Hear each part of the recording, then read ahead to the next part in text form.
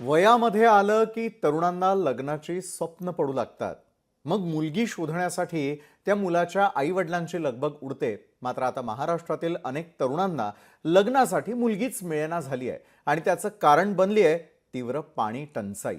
आणि त्यामुळे घरात नाही पाणी आणि कशी मिळेल राणी असं म्हणण्याची वेळ आता तरुणांवर येऊ लागली आहे. पाहूयात.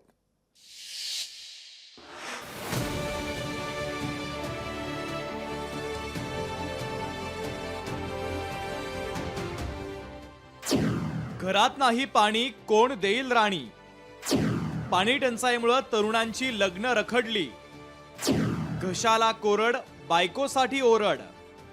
पैठण तालुक्यातील डोणगाव तांबे या गावात भीषण पाणी टंचाईचा सामना तांड्यावरील आणि गावातील नागरिकांना करावा लागतोय. आधीच पाण्याच्या संकटानं जीवन मरणाचा प्रश्न निर्माण झालाय, तर गावात पाणी नसल्यानं गावातील मुलांची लग्नच होत नाहीये.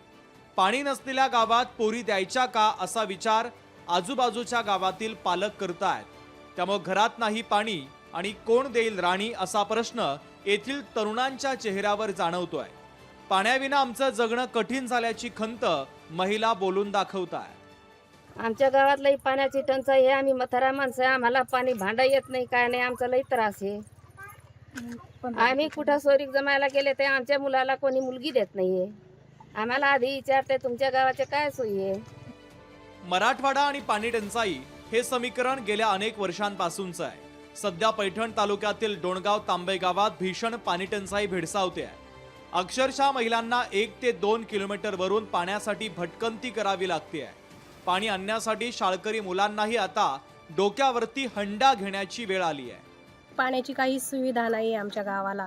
इतकुले लहान लेकरं सोडून सगळ्या बायकांना अगदी 1 ते 3 उन्हाच्या भरात नुसतं पाण्यासाठी भटकावं लागतं 1-1.5 किलोमीटर. आणि थोडंसं ऊन कमी झालं की ते विहिरीत पाणी राहत नाही म्हणून सगळे उन्हातच नुसतं पाण्यासाठी पळतात. शाळेतील पहिलीचे दुसरीचे मुलं देखील उन्हात पाण्यासाठी पळतात. प्रशासनाने लवकरात लवकर टँकर चालू करा.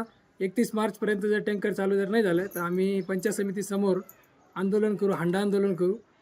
तरी जर प्रशासनाने जर टँकर चालू नाही केलं तर आम्ही इथं मेल्यापेक्षा तिथं पंचायत समिती कार्यालयासमोर मरू. आत्मदानाचा इशारा देतो आजच. नाथसागर धरणातून पाणी पुरवठा करत मराठवाड्याची तहान भागवली जाते. मात्र धरण उशाला आणि कोरड घशाला अशी म्हणण्याची वेळ डोणगाव ग्रामस्थांवर आलेली आहे. कोणत्या बापाला वाटेल की स्वतःच्या मुलीने डोक्यावर हंडी घेऊन किलोमीटरपर्यंत पायी जावं आणि पाणी आणावं. त्यामुळं आयुष्याचा प्रश्न निर्माण झाला आहे. कारण पाणी प्रश्न हा एवढा गंभीर झाला आहे की मुलांची लग्न होत नाही, तर दुसरीकडे कुठंतरी पाण्यासाठी या ठिकाणी संघर्ष करावा लागतोय, झगडावं लागतंय आणि डोक्यावर हंडी घेऊन किलोमीटरपर्यंत पायी प्रवास करावा लागतोय. आपल्याला राणी मिळावी, सुखाचा संसार करावा अशी स्वप्न तरुण पाहतात. पण पाण्याच्या टंचाईमुळे झोपच उडालेली असताना ही स्वप्न बघायची तरी कशी, हा सवाल आज लग्नाळू तरुणांच्या पुढे उभा ठाकलाय. तर दुसरीकडे नवरदेवाच्या घरी पाणीच नाही तर त्याला नवरी द्यायची कशी असा सवाल मुलींच्या पालकांसमोर उभा ठाकलेला आहे. म्हणून पाणी टंचाईमुळे घशाला कोरड आणि बायकोसाठी ओरड करायची वेळ लग्नाळू मुलांवर आली आहे. सचिन बडे, लोकशाही मराठी, छत्रपती संभाजीनगर. लोकशाही मराठी ऐका, पहा, जागरूक रहा.